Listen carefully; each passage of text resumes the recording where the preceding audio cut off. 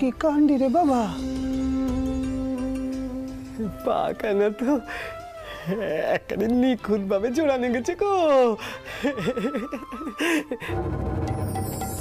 এই না, এই মাটি কানে লাগাও, দেখবে পা একেবারে জুড়ে গেছে। কেউ বুঝতেই পারবে না যে বিজ্ঞের পা ভেঙেছিল। ওই মেয়েটা কি মাটি দিলে রে? হ্যাঁ ছোট মামা চলো, ওকে নিয়ে সকলে অপেক্ষা করতেছেন, চলো। এদিকে আয়, আয় না, এদিকে আয়, বস। দেখ দেখ দেখ, এই পাকানা কি সুন্দর ভাবে জোড়ানো গেছে, দেখ। যাক যাক, যে দায়িত্ব নিয়েছিলাম তা পালন করতে পেরেছি। রানীমাও এখন নিশ্চিন্ত হতে পারবে রে।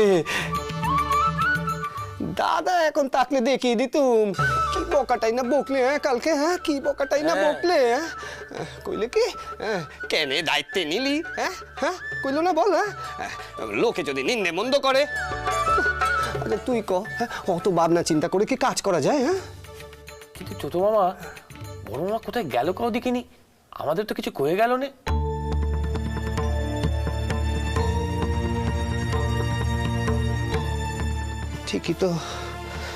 ঠিকই তো কয়েছিস রেডি দে, আমাদের কিছু কয়ে গেল না কেন?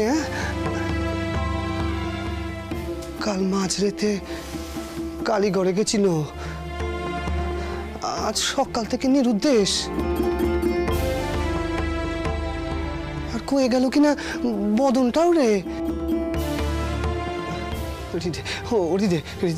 চল দেখিনি, চল চল চল, দাদার খোঁজ করি, চ। তুমি কেঁপেছো নাকি ছোট মামা?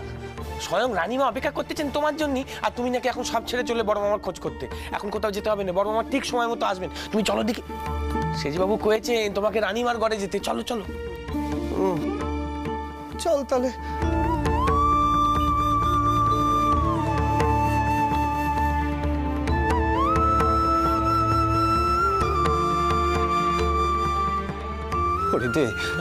দাদা সময় মতো আসবে তো রে?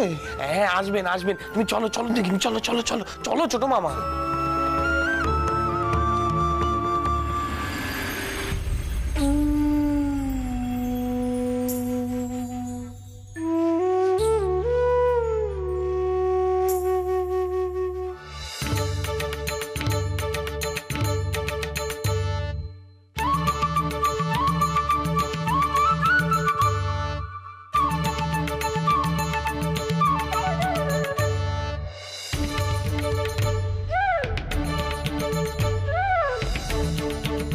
ওই তো মা, চোরটাওর এসে গেছে বিজ্ঞহনে। এসো চোরটাওর, এসো ভেতরে এসো, দাঁড়াও।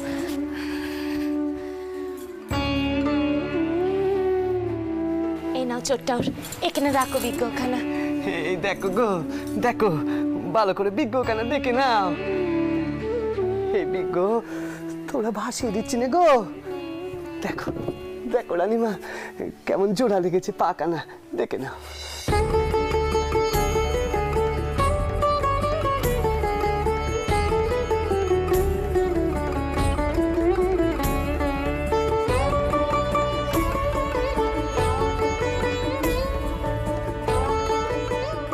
ছোটটাও, তুমি তো দেখছি জাদু জানো।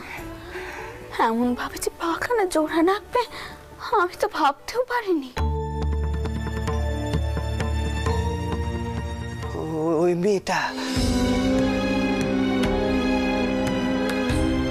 মেয়েটা মাটিতে গেল বলেই তো এমনটা হলো গো।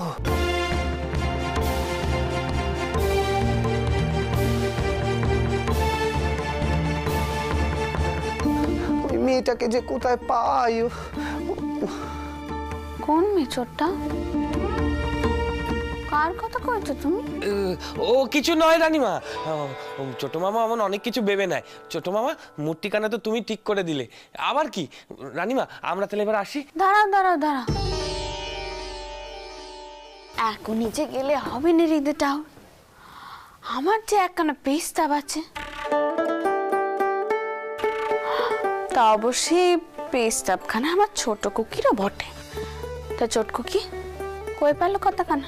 কইব, তবে তুমি কিন্তু আমাকে পেরাতে পারবে না ছোট্টাও, কথা দাও। মা, তোমাকে পেরাবো কি করে গো? মা বলে বসেছি যে তোমায়।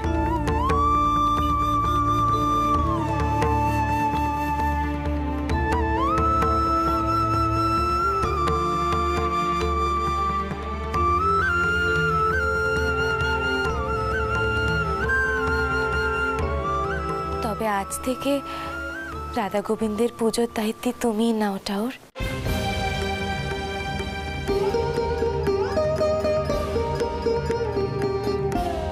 দাও, কথা দাও আমায়। আসলে ছোট্টাওর কেতনাথ বাবু আর পীর পেন্নে করেছে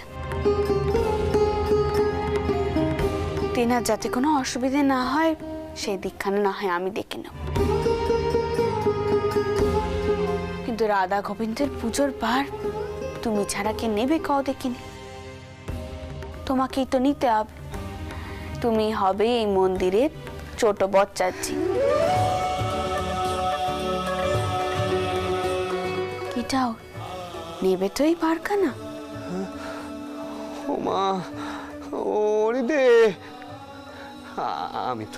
আমি তো কালীগড়ের শয্যার দায়িত্ব নিয়েছি গো, তার উপরে আবার গোবিন্দের পুজোর দায়িত্ব নিতে হবে। তোমরা যে সকলে মিলে দেখছি আমাকে একেবারে বেঁধে ফেলতে চাও গো। না না না, আগে দাদার সঙ্গে কথা কইতে হবে। আমি এই দায়িত্ব নিতে পারবো না গো, পারবো না। কিন্তু ছোট্টাও, তুমি যে তোমার মাকে কথা দিলে, কথা কানা রাখবে না? আর মা ভবতারিণীকে সাজানোর বার হৃদয়টাও নিতে পারবে। তুমি এত কষ্ট করে গোবিন্দের পা কানা সারিয়ে তুললে, তাকে জলে ভেসে যেতে দিলে নে। এরপর তুমি ছাড়া রাধা গোবিন্দের পুজোর বার কি নেবে কাও দেখিনি। ছোট মামা রাজি হয়ে যাও। আমি এখনই অত শত কইতে পারবো না, আমাকে দাদার সঙ্গে কথা কইতে হবে, দাদার সঙ্গে কথা কইতে হবে। ছোট মামা, ছোট মামা, বড় মামা মন্দিরে নেই, কোথায় যাচ্ছ? ও হৃদয়টা, দাঁড়াও দাঁড়াও দাঁড়াও, বলি তুমি কি বুঝলে বাচ্চা, ছোটটাও এই বার নিতে রাজি হবেন তো? আমার একটু সময় দিন রানীমা, আমি এক্ষুনি গিয়ে আমি দেখছি।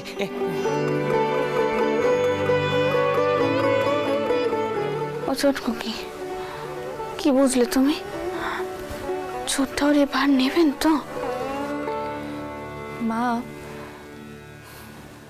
আমার কেন জানি না মনে হচ্ছে ছোট্টাও আমাদেরকে পেরাতে পারবেন না। রাধা গোবিন্দের পুজোর বার ছোট্টাও ঠিক নেবে। মথুর, তুমি কিন্তু ভেবো না আমি তোমার কথা অস্বীকার করছি। ঠিকই তো, কালকে রাতে বৌমার হয়ে কথা বলা আমার উচিত ছিল, কিন্তু বলতে পারিনি। কেন জানো? কারণ আমি ময়েনকে চিনি। ওখানে যদি ওকে কিছু বলতে যেতাম তাহলে মায়ের সামনে কালকে একটা চিৎকার চেঁচামেচি হই হট্টগোল হতো, একটা অপ্রীতিকর পরিবেশ সৃষ্টি হতো। আর তুমি তো খুব ভালো করে জানো মথুর, আমার এসব একদম ভালো লাগে না, আমি একদম পছন্দ করি না। কিন্তু আমি তোমাকে বলছি মথুর, যাই হয়ে যাক, মহেনের দ্বিতীয় বিয়েতে আমি কোনোভাবে মত দেব না। তুমি আমার উপরে ভরসা করতে পারো, আমি কখনো মত দেব না। আচ্ছা, মা কি ওদের এখানে নিয়ে এলেন পুজো দেবেন বলে? তা একরকম কারণ বটে। তবে মা মন্দিরে এসেছেন রাধা গোবিন্দর মন্দিরের পুরোহিত খুঁজতে। ছোট ঠাকুরকে রাধা গোবিন্দর ভার দিতে চাইছেন। আর অবশ্যই আপনি আমাকে ছোট ভাইয়ের মতো দেখেন, তাই আপনাকে বলছি। আমি ইচ্ছে করি গতকাল ওসব চেঁচামেচির মধ্যে যাইনি, নাহলে মহেন্দ্রকে আরেকটা থাপ্পড় মারত। আমার মনে হয় আটামশাই আপনার মহেন্দ্রকে সরাসরি শাসন করা উচিত। অন্তত আপনি বুঝুন খুড়োমশাই তাকে তার হাতের মুঠোয় রাখতে চাইছেন। এটুকুই বলার ছিল আমার। মথুর,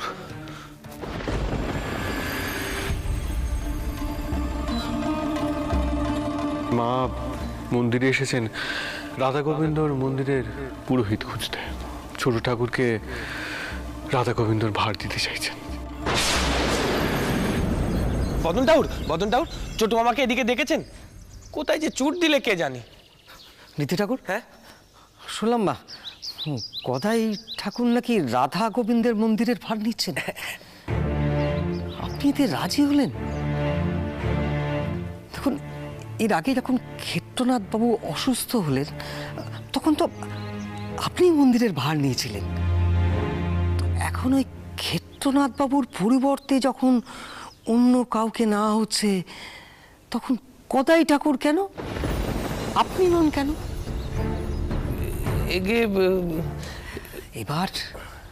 এবার নিজেরটা একটু ভালো করে বুঝুন রীতি ঠাকুর। রামকুমার বাবু কিন্তু ফিরে এসে আপনার কথা বলবেন না, তার ভাইয়ের কথা বলবেন। হ্যাঁ, শুনেছি আপনার চাকুরির ব্যাপারেও সে নাকি সুপারিশ করেনি। তাছাড়া গদাই ঠাকুর নিজের খেয়াল খুশি মতো যে পুজোটা করবেন সেটা কি বিধিসম্মত হবে বলে আপনার মনে হয়? হ্যাঁ, কি কইছেন আপনি বদন ঠাকুর? ঠিক কথা কইছি, একদম ঠিক কথা কইছি। শুধু রাধা গোবিন্দের নয়, আপনার ভবিষ্যতের কথা ভেবেই এ কথা বলছি রীতি ঠাকুর। কি ব্যাপার ঠাকুর মশাই, আপনি হৃদয় ঠাকুরের ভবিষ্যৎ নিয়ে কেন এত ভাবছেন?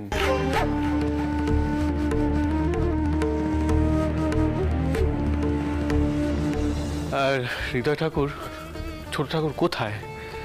তিনি মন্দিরের দায়িত্ব নিচ্ছেন কিনা তা তো জানতে হবে আমাদের। আর যদি তা হয়ে থাকে তাহলে গোবিন্দ মূর্তির স্থাপন করে আজই পুজো করতে হবে তাকে। বাবু, আমি ছোট মামাকে ও হৃদে রে, দেখ দেখ, সেই কখন থেকে গঙ্গার ঘাটে দাঁড়িয়ে রইলুম, দাদা এলো নে। এসে কি কইবে? ও গদাই, তুই সব সময় কেন বাড়াবাড়ি করিস? হ্যাঁ, তুই কেন পুজোর দায়িত্ব নিতে গেলি? হ্যাঁ, কদেখিনি ও সেজে বাবু গো, আমি এসবের মধ্যে জড়াতে চাই না গো। কিন্তু মাকেও যে কথা দিয়ে বসে আছি, মায়ের কথা ফেলবো নে। এই যে দম্ভ সংকটে পড়ে গেলুম গো। মা আসছেন মানে কি? ছোট ঠাকুরের মা এখানে আসছেন দক্ষিণেশ্বরে? আগে না, ছোট মামা তো চোর দিদি টাউরানকে মা ডাকেন। ছোট শালি? ছোট শালি?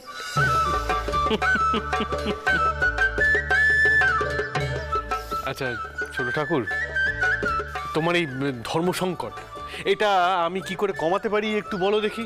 না বলো তোমার কি করে কমাতে পারি বলো। জানি না বাপু, যত সংকট সব আমারই হয়। দাদাও সে সময় উপস্থিত থাকেন নে আমাকে সংকট থেকে টেনে বার করার জন্য।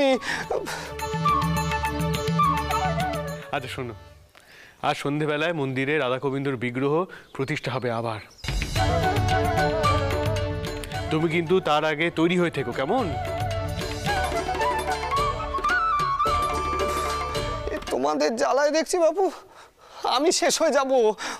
তো আর আমি চললুম, আমি ছোট মামা ছোট মামা।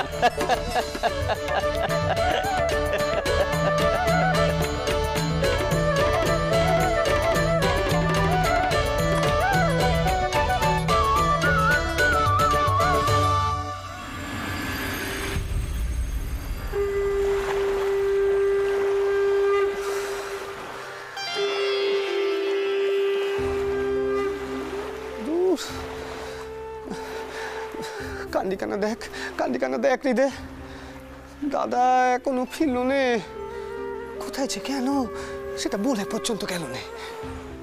আরে যদি আমি করতুম, আমাকে কি বকাটাই না দিতে। হ্যাঁ, কি বকাটাই না দিতে বল তুই। হ্যাঁ গো ছোট মামা, ঠিকই কয়েছ। বড় মামার বাড়ি অন্যায়। আর ওদিকে মন্দিরে সকলে অপেক্ষা করছে। আমি গোবিন্দগড়ের ভার নেবো কিনা তা জানার জন্যে। কি যে করি আমি, মাকেও তো কথা দিয়েছি যে ভার নেবো।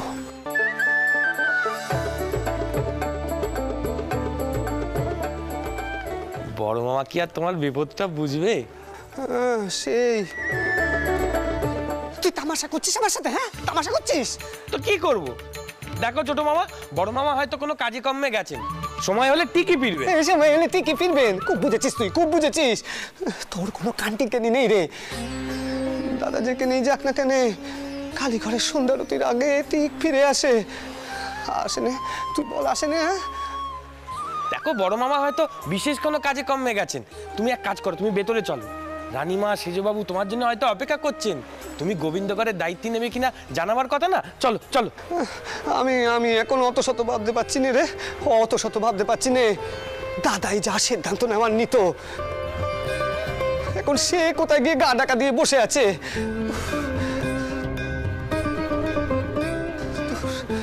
কিচ্ছু ভালো লাগছে না আমার, কিচ্ছু ভালো লাগছে না, কিচ্ছু ভালো লাগছে না।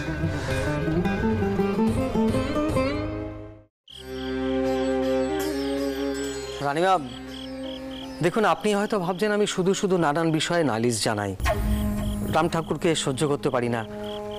আসলে তা নয় রানীমা, আমি চাই মন্দিরের কাজ যাতে নির্বিঘ্নে হয়। দেখুন রানীমা, ইদানিং রামকুমার ঠাকুরের হয় শরীর ভালো নেই, নয়তো অস্থির হয়ে আছেন কোনো বিষয়, বা মন অন্যদিকে চলে গেছে। বদন ঠাকুর, আপনি সর্বক্ষণ রামকুমার ঠাকুর আর গদাই ঠাকুরের বিরুদ্ধে কথা বলে যান, কারণখানা জানতে পারি? না না, আপনার কি ধারণা আমরা তাদের বেশি সুযোগ সুবিধা দিচ্ছি? এভাবে ভাবলে তো কোনো কথাই বলা চলে না রানীমা। আপনারা আমাদের যে কাজের জন্য রেখেছেন সে কাজ তো সুসম্পন্ন করতেই হবে। সন্ধ্যা আরতির সময় হয়ে গেল, রামকুমার ঠাকুর কই? রানীমা ক্ষমা করবেন, গোবিন্দগড়ের পুজোও কিন্তু এখনো শুরু হলো না। দেখুন রানীমা, ওরা এই মন্দিরের দায়িত্বে আছেন, ওরা যদি শৃঙ্খলা ভঙ্গ করেন তাহলে এই এত পুরোহিত কি করে নিয়ম নীতি মেনে চলবে বলুন তো? গদাই ঠাকুর বোধহয় গঙ্গার ঘাটে গিয়েছে, ও দাদার জন্য অপেক্ষা করছে। আমি তো তাই শুনলাম। আমি যাই, আমি গদাই ঠাকুরকে ডেকে আনি, আমি যাচ্ছি। এই তো উমাচরণ বাবু, উমাচরণ বাবু, আমার দাদা এখনো ফিরলো না গো। আমার মনটা না খুব আনচান করছে। তুমি তো অনেক কাল ধরে রানীমার পুরোহিত, তুমি আমাকে একটু বুঝিয়ে দাও নে। আমার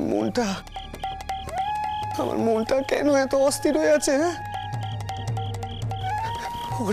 হরিদে, তুই কইতে পারিস? হ্যাঁ, দাদা কোথায় গেল? হ্যাঁ, গদাই ঠাকুর, শোনো, একটু শান্ত হও। এত অস্থির হলে চলে? আমি তো ছোট মামাকে সেই কথাই কইছি কখন থেকে, শুনছেই নে। ফিরলো না রে, এখনো ফিরলো না। বচ্চাজি, তুমি যাও গিয়ে বরং পুজো শুরু করে দাও। তুমি ঠাউরের কাছে কিছু গিয়ে কইলে ঠাউর তোমার কথা মানবেন নি, তা কি হয় কখনো? আর এত অস্থির পানা করুন, শান্ত হও দেখি একটু, যা। আচ্ছা বউ, আচ্ছা আচ্ছা, তুমি ঠিকই কয়েছো। আমি যাই, আমি গোবিন্দের ঘরেই যাই। চল, আমি তোমাকে নিয়ে যাচ্ছি, আর গিয়ে সকলকে বলছি যে আজ থেকে রাধা গোবিন্দর পুজোর দায়িত্ব তুমি নিলে। এসো। হ্যাঁ, তুমি যাও ছোট মামা, আমি ঘাটেই থাকি। বড় মামা ফিরলে আমি গোবিন্দগড়ে নিয়ে আসবো। আমি যাই। সেই ভালো, তুই যা, চল। এসো।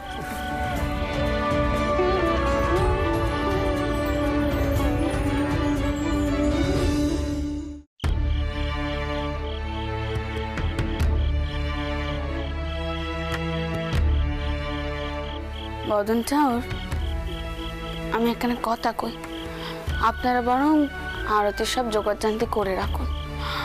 রামকুমার ঠাউর এলেন বলে, আর তিনার যদি আসতে দেরি হয় আপনি না হয় আরতি শুরু করবেন। আপনারা তো সকলে মায়ের পূজারী, কি তাই তো? তাহলে কি মায়ের কর্তব্য কর্ম করলো সে নিয়ে না হয় বিবাদ নাই বা করলেন। কারবার সেরেস্তা আদালতে সব সময় তো বিবাদ রয়েই আছে।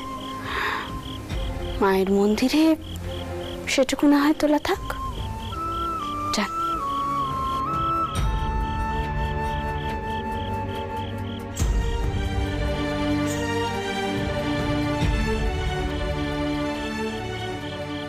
ভট্টাচার্য ঠাকুর, হ্যাঁ রানীমা বলুন। আপনি দেখবেন রামকুমার ঠাকুরকে নিয়ে যেন কোনো কথা না ওঠে। আমি যে তিনার কাছে ঋণী হয়ে আছি,